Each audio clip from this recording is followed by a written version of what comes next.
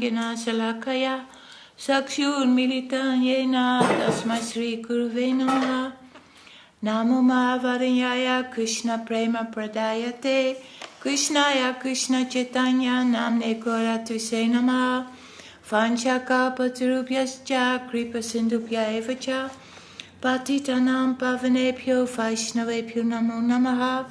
Reading from Sri Caitanya-caritāmṛta Madhya-līlā chapter 2, the ecstatic manifestations of Lord Chaitanya. Text 64. The body of the Lord was just like a field of sugarcane, into which the mad elephants of ecstasy entered. There was a fight amongst the elephants, and in the process the entire field of sugarcane was destroyed. Thus transcendental madness was awakened in the body of the Lord, and he experienced despondency in mind and body. In this ecstatic condition, he began to speak as follows. O my Lord, O dearest one, O only friend of the universe, O Krishna, O restless one, O ocean of mercy, O my Lord, O my enjoyer, O beloved to my eyes, alas, when will you again be visible to me? The symptoms of madness served as an impetus for remembering Krishna. The mood of ecstasy awoke love, disdain, defamation by words, pride, honor, and indirect prayer. Thus Sri Krishna was sometimes blasphemed and sometimes honored. Purport. The word Unmada is explained in Bhakti Rasamrita Sindhu as extreme joy, misfortune and bewilderment in the heart due to separation. Symptoms of Unmada are laughter like a madman, dancing, singing, performing ineffectual activities, talking nonsense, running, shouting, and sometimes working in contradictory ways. The word pranaya is explained thus: when there is a possibility to receive direct honor, but it is avoided, that love is called pranaya. Śrīla Rupa Gosvāmī in his Ujjvala Nilamani explains the word mana thus: when the lover feels moved, feels novel sweetness by exchanging hearty loving words, but wishes to hide his feelings by crooked means, mana is experienced. Sorry, what text are you on? That is text 67. My dear Lord, you are engaged in your pastimes and you utilize all the women in the universe according to your desire. You are so kind to me. Please divert your attention to me, for by fortune you have appeared before me. My dear Lord, you attract all the women of the universe and you make adjustments for all of them when they appear.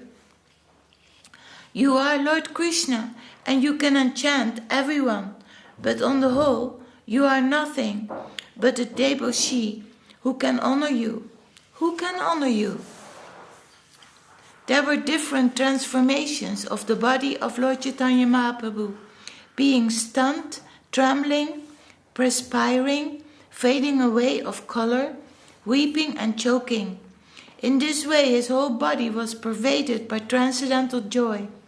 As a result, sometimes Chaitanya Mahaprabhu would laugh, sometimes cry, sometimes dance and sometimes sing. Sometimes he would get up and run here and there, and sometimes fall on the ground and lose consciousness. When Sri Chaitanya Mahaprabhu was thus unconscious, he happened to meet the Supreme Personality of Godhead. Consequently, he got up and immediately made a tumultuous sound, very loudly declaring, "Now Krishna, the Great Personality, is present." In this way, because of Krishna's sweet qualities, Chaitanya Mahaprabhu made different types of mistakes in his mind. Thus, by reading the following verse, he ascertained the presence of Lord Krishna. Jai Sri Sri Guru Gauranga Sundar Radha Kavirāja Ki Jai. In the attitude of Radharani, Sri Chaitanya Mahaprabhu addressed the gopis. My dear friends, where is that Krishna, Cupid personified, who has the effulgence of a kadamba flower, who is sweetness itself, the nectar of my eyes and mind, he who loosens the hair of the gopis, who is the supreme source of transcendental bliss and my life and soul? Has he come before my eyes again? Sri Chaitanya Mahaprabhu then would begin to talk like this. Is Cupid personified present with the effulgence and reflection of the Kadamba tree? Is he the same person, personified sweetness? Who is the pleasure of my eyes and mind? Who is my life and soul? Has Krishna actually come before my eyes? As the spiritual master chastises the disciple and teaches him the art of devotional service, so all the ecstatic symptoms of Lord Chaitanya Mahaprabhu, including despondency, moroseness, humility, restlessness, joy, endurance, and anger, all instructed his body and mind. In this way, Sri Chaitanya Mahaprabhu passed his time. He also passed his time reading the books and singing the songs of Chandidas and Vidyapati, and listening to the quotations from the Jagannath Ballabha Nataka, Caitanya-caritāmṛta and Gita Govinda. Thus, in the association of Swarup Damodar and Rai Ramananda, Sri Chaitanya Mahaprabhu passed his days and nights, chanting and hearing with great pleasure. Among his associates, Lord Chaitanya Mahaprabhu enjoyed paternal loving affection with Paramananda Puri, friendly affection with Ramananda Roy, unalloyed service from Govinda and others, and humours of conjugal love with Gadadhar, Jagadananda and Swarup Damodar. Sri Chaitanya Mahaprabhu enjoyed all these four mellows, and thus he remained obliged to his devotees.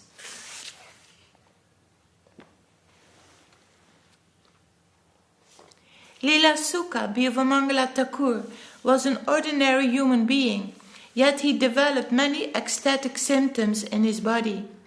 What then is so astonishing about these symptoms being manifest in the body of the Supreme Personality of Godhead? In the ecstatic mood of conjugal love, Sri Chaitanya Mahaprabhu was on the highest platform. Therefore, all the exuberant ecstasies were naturally visible in his body.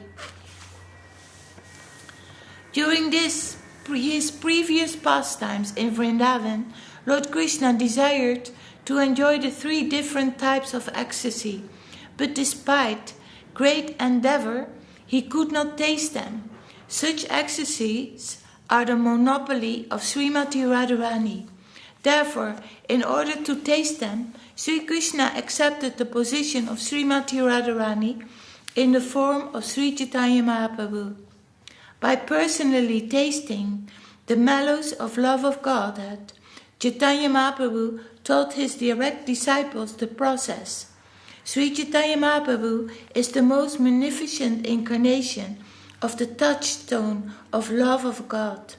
He does not consider whether one is a proper or improper recipient, but gives his treasure to anyone and everyone.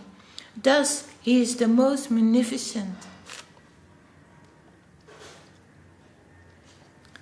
Purport.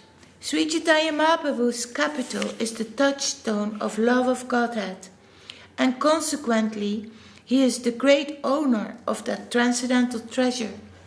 After making unlimited amounts of gold, the touchstone remains the same.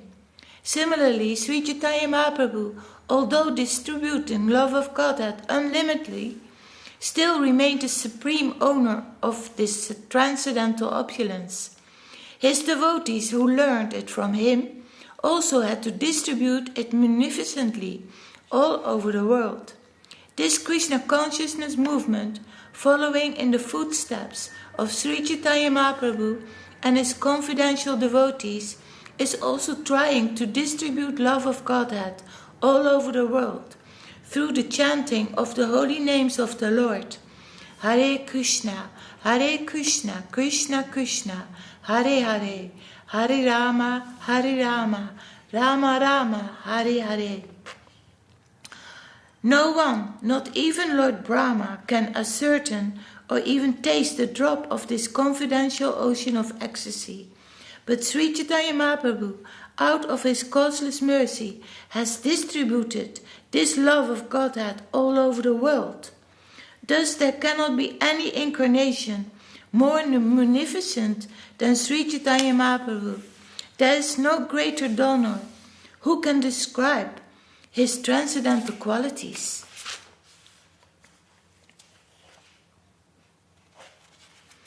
Okay, we stop here for today. Jai Sri Caitanya-caritāmṛta, Madhya-līlā, Chapter 2, the ecstatic manifestation of Lord Chaitanya. Ki Jai. Śrīla Kṛṣṇadāsa Kavirāja Gosvāmī, the author. Ki Jai. And the purports by Om Vishnupad Srila Bhakti Vedanta Swāmī Prabhupada. Ki Jai. Shall we continue then with reading Loving Search? Then we're reading from the Loving Search of the Lost Servant by Om Vishnupad Srila Bhakti Rakak Śrīdhar Gosvāmī Maharaj. And we are at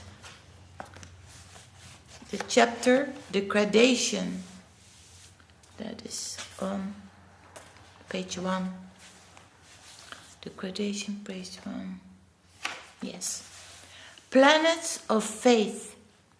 Faith is the only means through which we can see, hear, or feel the higher world.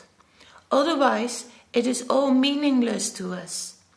To understand that plane, an inner awakenment is necessary. We can connect with the upper world only through a higher source. Therefore, divyam jnanam, knowledge of the higher plane, is not ordinary knowledge. It is transcendental, supramental feeling and sense. But to realize this, surrender is compulsory. After that, we may go on hearing and chanting, remembering and worshipping and praising the Lord, or rendering so many other kinds of service. But the first thing, the foundation for devotion, must be self-surrender. Otherwise, nothing will be affected. Our show of devotion will all be imitation. We must sincerely feel, I shall be faithful in my service to the Supreme Lord. I am meant for Him. I am ready to die to live. I want to live for Him only and not for fulfilling any separate interest. I want nothing less than the Absolute. I want to be His completely. This sort of intensity is an indispensable necessity for a devotee. A devotee has to conceive, to feel that he is meant for Krishna. He is not an independent entity. He is dependent on Krishna, the highest absolute center, and nothing else. To identify with the interest of our family, society, or country is extended selfishness, but all false identification must be eliminated. We must be neither selfish nor entangled in extended selfishness. Rather, all sorts of foreign contamination must be eliminated from our conception of self. All outside demands must be cancelled. Then we shall feel in our innermost hearts that we are connected with the whole of the infinite, the Absolute. And nothing external is required for our success. The only thing required of us is that we dismantle the ego's cover. The ego is collecting some foreign elements, but that foreign collection box must be dissolved, finished, and then in our innermost hearts we shall find our connection with the fundamental plane of loving service to the organic whole. Both enjoyment and renunciation are abnormal. There are two kinds of demons: enjoyment or exploitation, and eternal rest or renunciation. These two tendencies are our enemies. A higher positive life is possible only when we become fully independent of both exploitation and renunciation. Everything will help us if we can see it in conception, in the connection with the center. On the other hand, the kind of exclusive renunciation practiced by the Shankarites and Buddhists is not recommended by our line. We are concerned to harmonize things so that everything will remind us of our duty towards the Absolute and encourage us to dedicate ourselves to Him.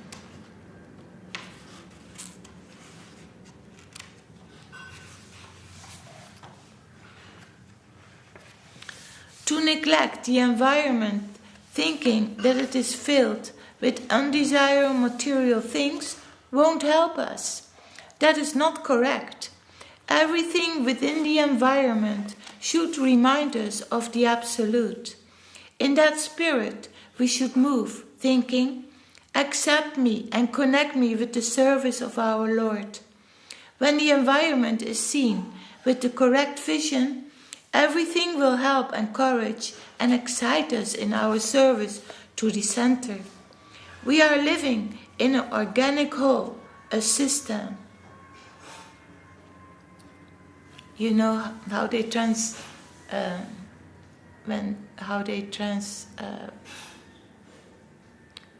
organic? Like what? It's living. It's a living. We are part of a living organic whole, a system. There's nothing without Krishna.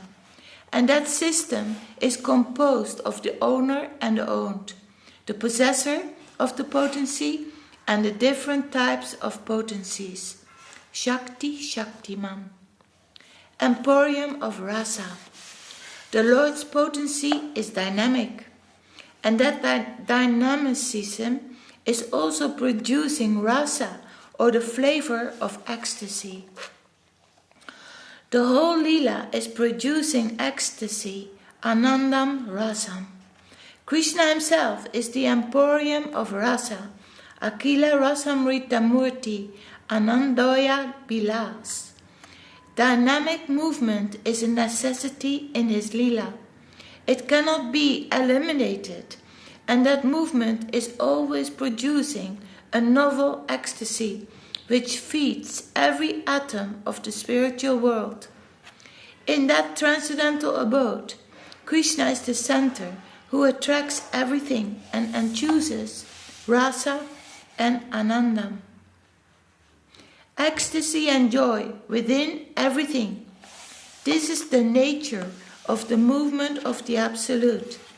It is not static, but dynamic, filled with movement, and that movement is pratipadam, purnamritas vidam, vadanam.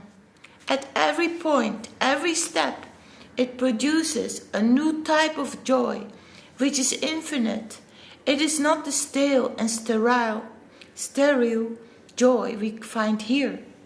This is the proper conception of the Absolute, the organic whole, which is always working and moving. It is full, and its fullness is ever new. It is not standing or static. It moves in such a way that at every second, every minute, it is always producing new, unknown, infinite joy. And we can purchase that joy only by paying the highest price, self-sacrifice. That ticket is very, very valuable, which can give us admission into the plane of automatic moving joy, which is ever new at every second. And the ticket is wholesale sacrifice. That sacrifice is joyful, and one may taste that wonderful joy even here in this world, where at every moment everything is dying. It is give and take. If we want to gain something noble, we must also give. We must give generous in our dedication, and then we shall receive amply from that side. Thank you.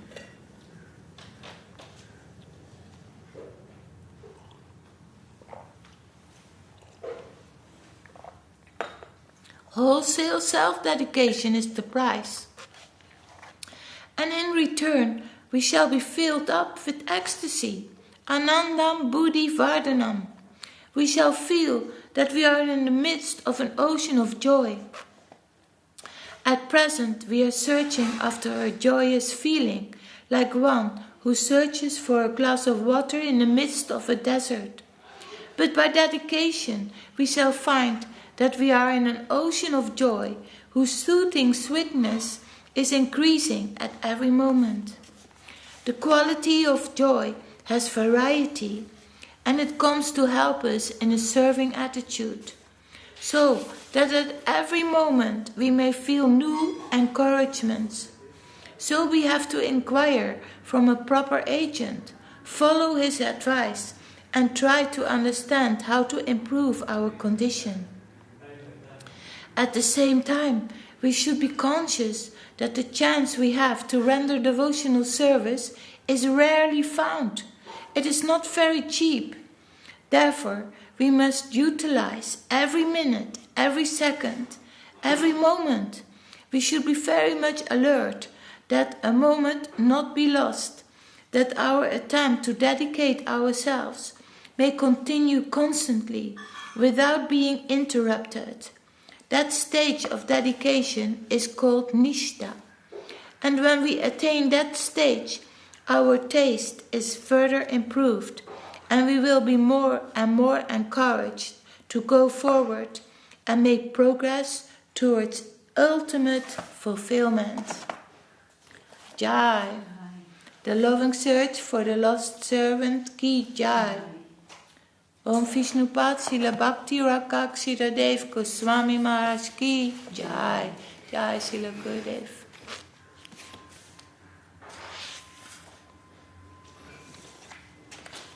Hare Raya Nama Krishna.